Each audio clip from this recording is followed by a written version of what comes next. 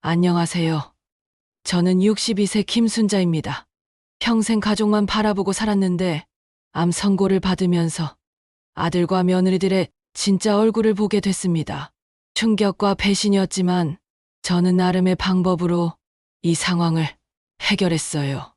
어떤 분은 냉정하다 하실 수도, 어떤 분은 통쾌하다 하실 수도 있습니다. 지금부터 제 이야기를 들려드리겠습니다. TV 인생사연 채널은 언제나 여러분의 이야기를 기다리고 있습니다. 익명으로 보내주셔도 좋고 짧은 사연도 괜찮습니다. 좋아요와 구독하시면 더 진솔한 사연으로 찾아뵙겠습니다. 암 선고를 받고 항암 후 큰아들 집에 머물게 되었습니다. 30평 남짓한 전세 아파트였어요. 태수 부부는 제가 그저 연금 받는 평범한 노인이라고 생각하고 있었죠. 서연은 처음엔 예의 바르게 행동했습니다. 제가 도착한 첫날에는 정성스럽게 방을 치워주고 깨끗한 이불까지 새로 깔아줬어요. 어머니, 편히 쉬세요. 뭐든지 필요하시면 말씀하세요. 그때까지만 해도 저는 다행이다. 큰며느리가 나를 잘 돌봐주는구나라고 생각했어요.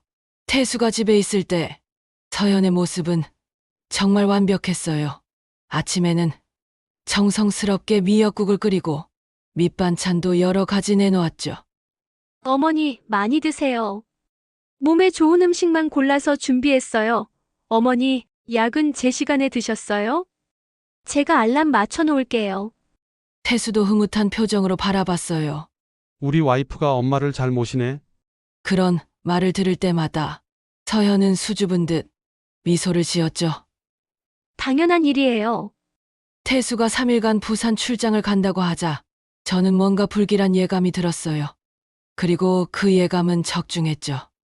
태수가 출장을 간 첫날 저녁 서연이 상을 차려왔는데 달랑 찬밥 한 그릇에 김치 몇 조각, 계란 후라이 하나가 전부였어요. 반찬도 어제 먹던 시금치나물 그대로였죠. 서연아, 미역국은? 어머니, 지금 없어요. 내일 끓여드릴게요. 그럼 밥이라도 따뜻하게. 어머니, 제가 직장도 다니는데 그런 것까지 챙기긴 힘들어요. 연금 받으시잖아요. 그걸로 배달 음식이라도 시켜 드세요. 그 순간 제 마음속에서 뭔가 딱하고 부러지는 소리를 들었습니다. 연금이라고 해봐야 월 50만 원 정도인데 그것도 제 병원비와 약값으로 거의 다 나가거든요. 배달 음식은 짜서. 어머니, 저도 사람이에요. 하루 종일 일하고 와서 요리까지 하기 힘들어요. 서연의 목소리에는 짜증이 섞여 있었어요. 태수가 있을 때의 그 다정한 목소리는 온데간데 없었죠. 둘째 날은 더했어요. 아침에 일어나 보니 식탁에 식빵 2조각과 잼만 놓여 있었어요. 서연아, 이게 아침이야? 어머니, 간단히 드세요. 저 지각해요. 그리고는 화장을 마저 하러 방으로 들어가 버렸어요. 저는 혼자 식빵을 씹으며 서러운 마음이 들었어요. 점심때도 마찬가지였어요. 컵라면 하나와 김치가 전부였죠. 이걸로 점심을 먹으라고? 어머니, 저 점심시간이 짧아서 준비를 못했어요. 죄송해요. 그녀의 표정에서는 미안한 기색을 찾을 수 없었어요. 저녁에는 아예 집에 안 들어왔어요. 친구들과 회식한다며 나가버린 거죠. 저는 혼자 남겨진 채로 배고픔을 참으며 하루를 보냈어요. 셋째 날 오후 서연이 친구와 통화하는 소리가 제 방까지 들렸어요, 언니. 언니, 시어머니 때문에 정말 미치겠어. 아니, 연금쟁이가 뭘 그리 까탈스러운지 몰라. 밥도 따뜻하게 해달라고 하고 반찬도 이것저것 해달라고 하고 돈도 없으면서 요구사항은 왜 이렇게 많은지. 솔직히 유산도 별로 없을 것 같은데 왜 이런 고생을 해야 하는지 모르겠어. 차라리 요양원에 보내버릴까 생각 중이야. 아니면 작은 댁이 더 모시든지. 남편 앞에서는 착한 며느리 연기해야지, 바보야. 그 순간 저는 온몸에 소름이 돋았어요. 그동안 태수 앞에서 보여준 그 다정한 모습이 모두 연기였다니 그날 저녁부터 서연의 행동은 더욱 노골적이 되었어요. 어머니, 저녁 여기 있어요. 가져온 건 편의점 도시락 하나였어요. 이게 뭐야? 어머니가 까탈스럽게 구시니까 그냥 사왔어요. 돈은 어머니가 내세요. 내가? 내 어머니 드실 거잖아요. 저는 할 말을 잃었어요. 며느리가 시어머니에게 식사비를 내라니 화장실을 가려고 하는데 서연이 차가운 목소리로 말했어요. 어머니, 변기 더러워지면 제가 치워야 하니까 조심해서 하세요. 심지어 제가 기침을 하자 이런 말까지 했어요. 어머니, 기침 때문에 못 자겠어요. 좀 조용히 하세요. 그날 밤 서연이 화장실에 갈 때 휴대폰을 거실에 놓고 갔는데 카톡 알림이 왔어요. 태수에게서 온 메시지였죠. 여보, 엄마는 어때? 많이 힘들어 하시지 않아? 서연의 답장을 우연히 보게 되었어요. 돈 한 푼 안 주면서 시중은 왜 이렇게 많이 드는지 몰라. 빨리 와서 데려가. 진짜 스트레스 받아 죽겠어. 그래도 아픈 분인데. 아픈 게 내 잘못이야? 연금으로 간병인이나 쓰라고 해. 나는 며느리지 간병인 아니야. 제 손이 덜덜 떨렸어요. 60년을 살아오면서 이런 모욕을 당해본 적이 없었거든요. 넷째 날, 서연이 친구들을 집에 불렀어요. 저녁 시간에 3명의 친구가 와서 거실에서 수다를 떨었죠. 제가 방에서 나와 물을 마시려고 하는데 친구 중 한 명이 말했어요. 서연아, 시어머니가 계시는구나. 응, 잠깐 모시고 있어. 진짜 힘들어. 왜? 돈은 많이 주시잖아. 돈. 웃기지 마, 연금쟁이야. 한 달에 50만 원도 안 돼. 어머, 그럼 뭐 하러 모셔? 그러게 나도 모르겠어. 남편이 모시라고 해서 어쩔 수 없이. 그래도 나중에 유산은 있을 거 아냐? 무슨 유산? 전세 살던 사람이 무슨 유산이 있겠어. 기껏해야 적금 몇백만 원. 친구들이 킬킬거리며 웃었어요. 그럼 진짜 손해보는 장사네. 맞아. 차라리 요양원 보내버릴까 생각 중이야. 저는 그 자리에서 기절할 뻔했어요. 제가 이들에게 이런 존재였구나. 태수가 돌아오기 하루 전 서연의 행동은 정점에 달했어요. 아침에 일어나 보니 아무것도 준비되어 있지 않았어요. 서연은 이미 출근한 후였죠. 점심때가 되어도 연락이 없어서 제가 직접 전화했어요. 서연아, 점심은 어머니, 저 바빠요. 알아서 드세요. 집에 먹을 게 없는데 어머니, 연금으로 배달시켜 드세요. 저는 일하는 사람이에요. 그리고는 전화를 끊어버렸어요. 저는 하루 종일 굶었어요. 배달을 시키고 싶어도 휴대폰 사용법도 잘 모르겠고 연금 통장에 남은 돈도 얼마 없어서 그날 밤 서연이 들어와서는 대뜸 소리쳤어요. 어머니, 왜 설거지를 안 하셨어요? 내가 언제 그릇을 썼다고. 컵이라도 쓰시면 씻으셔야죠. 저 일하느라 힘든데. 집에 와서까지 일하기 싫어요. 미안하다. 미안하다고 끝나는 게 아니에요. 어머니 모시는 거 진짜 힘들어요. 돈도 안 주시면서 왜 이렇게 손이 많이 가세요? 그럼 내가 어떡하라고. 솔직히 말씀드릴게요. 어머니가 여기 계시면 저희 부부 사이도 나빠져요.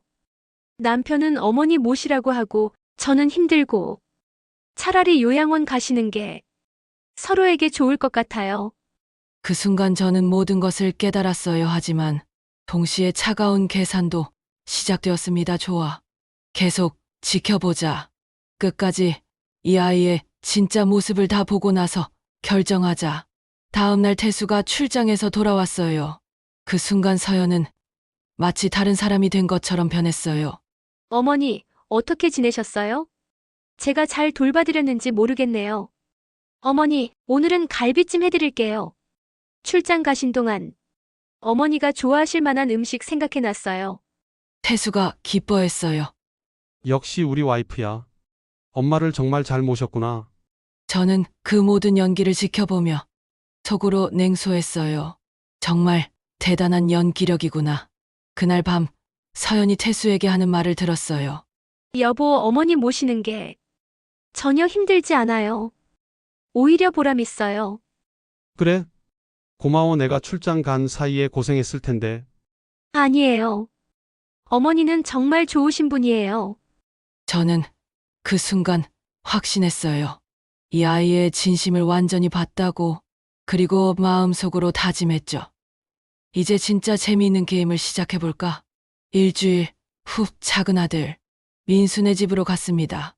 지영은 서연보다는 친절해 보였어요. 하지만 민수가 야근하는 날부터 그녀의 진짜 모습이 드러났죠. 어머니, 저도 애 키우고 직장 다니느라 힘들어요. 간병인이라도 쓰시면 안 될까요? 간병인 비용을 제 연금으로 충당하라는 말이었어요. 저는 속으로 피가 거꾸로 솟는 것을 느꼈습니다. 이 아이도 마찬가지구나. 그날 저녁 지영이 시댁 언니와 통화하는 소리를 들었어요. 돈이라도 많으시면 모르겠는데 유산도 별로 없을 것 같은데. 저는 베개에 얼굴을 묻고 울고 싶었어요. 하지만 눈물 대신 차가운 분노가 가슴 깊숙이 자리 잡았습니다. 좋아. 이제 진짜 본색을 다 봤다. 두 며느리 모두 저를 가난한 늙은이로 여기고 있었어요. 그리고 그런 저를 짐스러워했죠. 사랑, 효도, 그런 건 애초에 없었어요. 단지 체면 때문에 참고 있을 뿐이었어요. 그날 밤 저는 결심했습니다. 이제 게임을 시작할 때야. 며칠 후 병원에서 두 아들을 불러 말했어요. 나는 요양원에 들어가겠다. 두 아들이 깜짝 놀라며 만류했지만 저는 단호했어요. 그리고 중요한 한마디를 덧붙였죠. 요양원비가 부족하면 너희가 조금씩 도와주면 안 되겠니? 집에 돌아가서 며느리들의 반응을 지켜봤어요. 예상대로였죠. 서연은 잘 됐네 라며 기뻐했고 지영은 다행이다 라고 안도했어요. 그러면서 요양원비는 제 연금과 적금으로 해결하라고 했죠. 둘 다 한 푼도 보태기 싫어했어요. 저는 속으로 냉소했습니다. 정말 예상대로구나. 이제 진짜 재미있는 게임을 시작해볼까? 다음 날 큰아들 태수를 불렀어요. 태수야, 사실 엄마가 숨긴 게 있어. 강남에 작은 아파트 하나 있어. 태수의 눈이 반짝였어요. 그 순간 저는 확신했죠. 이 아이도 결국 돈이었구나. 나중에 너희들이 상속받을 텐데 그 아파트 관리를 내가 맡아줄 수 있겠니? 당연하죠. 그날 저녁 서연의 태도가 180도 바뀌었어요. 갈비찜에 온갖 반찬을 정성스럽게 차려왔죠. 어머니, 요양원은 너무 이른 것 같아요. 저는 속으로 비웃었어요. 아파트 하나에 이렇게 변하다니 정말 한심했죠. 하지만 동시에 마음이 아팠어요. 내가 이 아이들에게 정말 돈덩어리였구나. 민수에게도 같은 이야기를 했어요. 역시 비슷한 반응이었죠. 지영도 갑자기 극진히 모시기 시작했어요. 저는 이 모든 상황을 지켜보며 마음속에 차가운 계획을 세웠습니다. 이제 진짜 게임은 시작도 안 했는데 며칠 후 두 아들을 동시에 불렀어요. 얘들아, 사실 아파트가 하나만 있는 게 아니야. 상가 건물도 하나 있고 적금도 좀 있어. 총 한 10억 정도 될까? 두 아들의 눈이 동시에 커졌어요. 서로를 바라보는 눈빛에서 계산하는 기색이 역력했죠. 그날부터 두 며느리의 극성이 시작되었어요. 서연은 매일 새벽에 일어나 정성스럽게 아침을 차려왔고 지영은 퇴근 후에도 피곤한 기색 하나 보이지 않고 저를 모셨어요. 저는 이 모든 것을 냉정하게 관찰했어요. 10억이라는 말에 이렇게 변하다니 마음 한편으로는 서러웠지만 다른 한편으로는 통쾌했어요. 이제 이 아이들이 제 손바닥 안에서 놀고 있다는 걸 알 수 있었으니까요. 서연은 매일 아침 6시에 일어나 저를 위한 특별식을 준비했어요. 항암에 좋다는 음식들을 인터넷으로 찾아가며 정성스럽게 만들었죠. 예전에는 찬밥 한 그릇 주기도 아까워했던 사람이요. 어머니, 오늘은 전복죽 끓였어요. 많이 드세요, 어머니. 이 차는 면역력에 좋다고 해요. 저는 그 모든 것을 담담히 받아먹으며 속으로 생각했어요. 지금 이 정성이 진짜라면 얼마나 좋을까. 하지만 이건 다 가짜야. 돈 때문이지. 지영도 마찬가지였어요. 퇴근 후 아이를 돌보느라 힘들 텐데도 저에게는 항상 웃는 얼굴을 보였죠. 마사지를 해주고 발까지 씻어줬어요. 어머니 힘드시죠? 제가 지압 배웠어요. 어머니 좋아하시는 프로그램 틀어드릴게요. 저는 이런 극진한 대접을 받으면서도 마음이 편치 않았어요. 이 모든 친절이 거짓이라는 걸 알고 있었으니까요. 하지만 동시에 묘한 쾌감도 있었죠. 이제 제가 이들을 조종하고 있다는 느낌 말이에요. 한 달이 지난 후 저는 더 큰 미끼를 던졌어요. 얘들아, 엄마가 너희한테 정확한 얘기를 해야겠다. 두 아들과 며느리들이 긴장한 표정으로 앉아 있었어요. 사실 엄마, 재산이 10억이 아니야. 잠깐의 침묵이 흘렀어요. 100억 좀 넘을 거야. 그 순간 방 안의 공기가 완전히 바뀌었어요. 네 사람의 눈이 동시에 커졌고 숨소리마저 달라졌죠. 저는 그들의 반응을 하나하나 관찰했어요. 태수는 침을 꿀꺽 삼켰고 민수는 손을 떨었어요. 서연은 얼굴이 빨개졌고 지영은 입을 다물지 못했죠. 이제 진짜 게임이 시작됐구나. 그날 밤부터 집안의 분위기가 완전히 달라졌어요. 4명 모두가 저를 향한 관심이 병적으로 변했죠. 서연은 아예 회사 휴가를 내고 저만 돌봤어요. 어머니, 제가 모든 걸 해드릴게요. 지영도 아이를 친정에 맡기고 저에게만 집중했어요. 어머니, 저도 어머니만 돌보고 싶어요. 두 며느리는 서로를 견제하기 시작했어요. 누가 더 저를 잘 모시는지 경쟁하듯이요. 저는 이 모든 상황을 지켜보며 복잡한 감정을 느꼈어요. 한편으로는 통쾌했어요. 그동안 저를 짐덩어리 취급했던 이들이 이제는 저에게 굽실거리고 있으니까요. 하지만 다른 한편으로는 서러웠어요. 결국 이들에게 저는 돈덩어리일 뿐이었구나. 서연과 지영 사이에 보이지 않는 전쟁이 시작되었어요. 누가 더 제 마음을 사로잡을지를 두고 치열하게 경쟁했죠. 서연은 비싼 한방차를 사와서 끓여줬어요. 지영은 더 비싼 보양식을 해줬죠. 서연은 명품 실버로 식기를 바꿨고 지영은 수입 침구로로 제 침대를 꾸몄어요. 두 사람이 경쟁하는 모습을 보며 저는 마음속으로 웃었어요. 평생 이런 대접 받아본 적이 없는데 이렇게라도 받아보는군. 하지만 동시에 공허함도 밀려왔어요. 이 모든 게 진짜가 아니라는 걸 알고 있었으니까요. 서연이 말했어요. 어머니, 저는 진짜 어머니를 모시고 싶어요.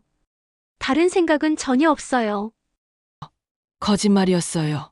저는 그녀가 계산기를 두드리며 상속세를 계산하는 걸 봤거든요. 지영도 말했죠. 어머니, 저도 진심으로 어머니를 사랑해요. 역시 거짓말이었어요. 그녀도 남편과 제 재산을 어떻게 나눌지 의논하는 걸 들었거든요. 모든 게 연기였어요. 하지만 저는 그 연기를 즐겼어요. 이제 제가 주도권을 쥐고 있었으니까요. 태수와 민수도 변했어요. 형제 간의 미묘한 신경전이 시작되었죠. 태수야, 엄마는 형이 더 많이 모셔야지. 아니야, 형. 우리가 공평하게 나눠서.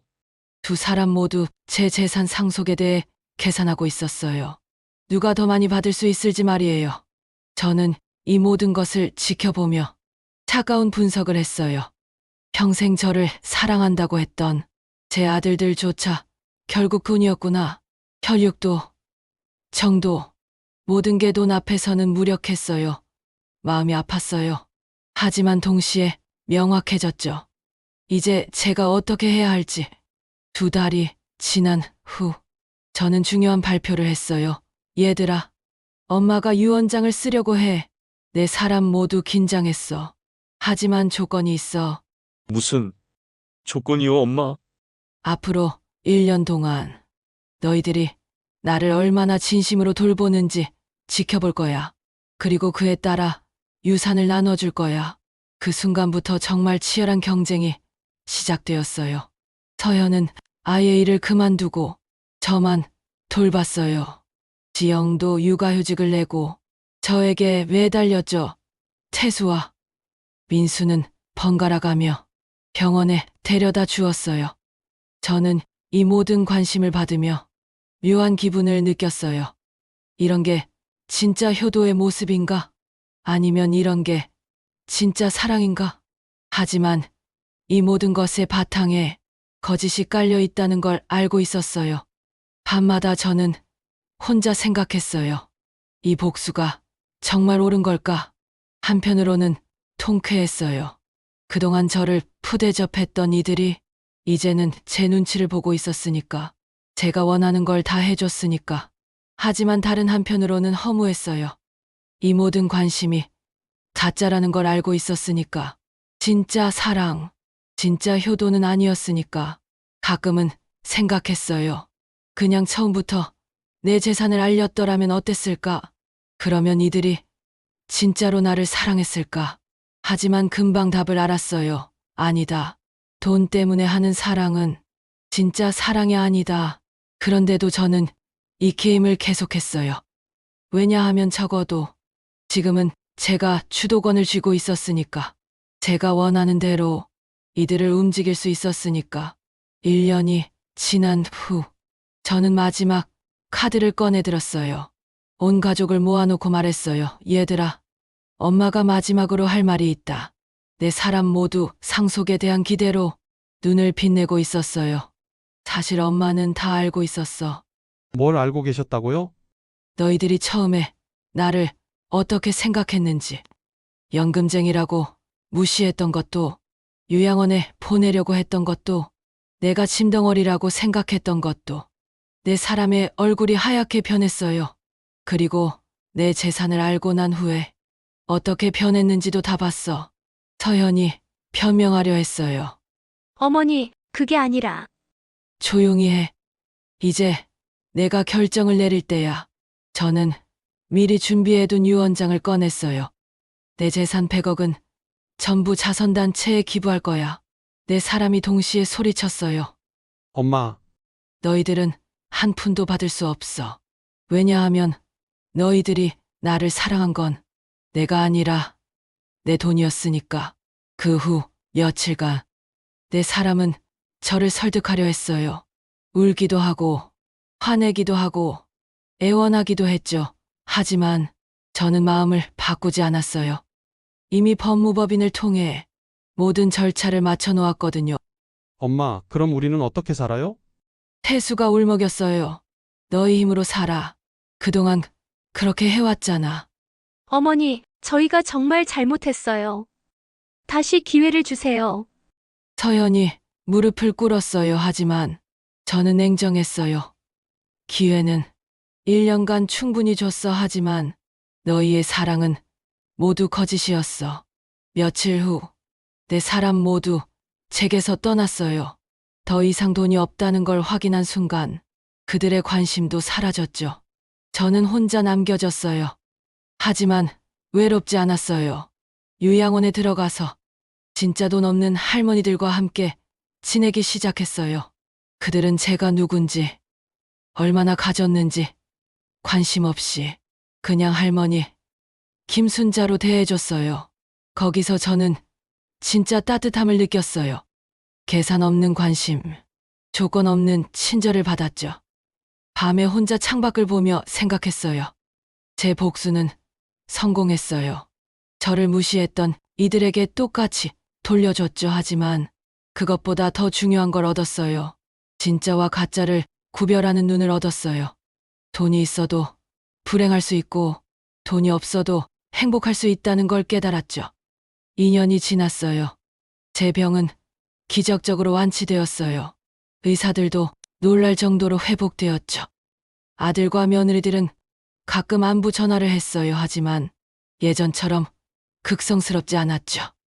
돈이 없다는 걸 확인했으니까 저는 요양원에서 봉사활동을 하며 지내요. 진짜 어려운 할머니들을 돕고 외로운 분들과 이야기를 나누죠. 가끔 생각해요. 만약 처음부터 제 재산을 숨기지 않았다면 어땠을까? 하지만 금방 답을 알죠. 그랬다면 저는 평생 가짜 사랑을 받으며 살았을 거예요. 지금이 더 좋아요. 비록 혼자지만 진실한 삶을 살고 있으니까. 제 100억은 정말로 자선단체에 기부되었어요. 가난한 아이들의 교육비와 소외계층 의료비로 쓰이고 있죠. 그 소식을 들을 때마다 뿌듯해요. 돈은 사람을 편하게 해요. 하지만 진짜 중요한 건 돈이 없어도 변하지 않는 마음이에요. 저는 김순자. 이제 진짜 자유로운 사람이에요. 어떤 이들은 제가 너무 냉정했다고 할 수도 있어요. 하지만 저는 후회하지 않아요. 진실을 마주하는 것이 아픈 법이니까요. 그리고 누가 알겠어요. 언젠가 제 아들과 며느리들이 진짜 깨달음을 얻고 돌아올지. 그때는 돈이 아닌 진짜 마음으로 그날을 기다리며 저는 오늘도 진실하게 살아가고 있어요.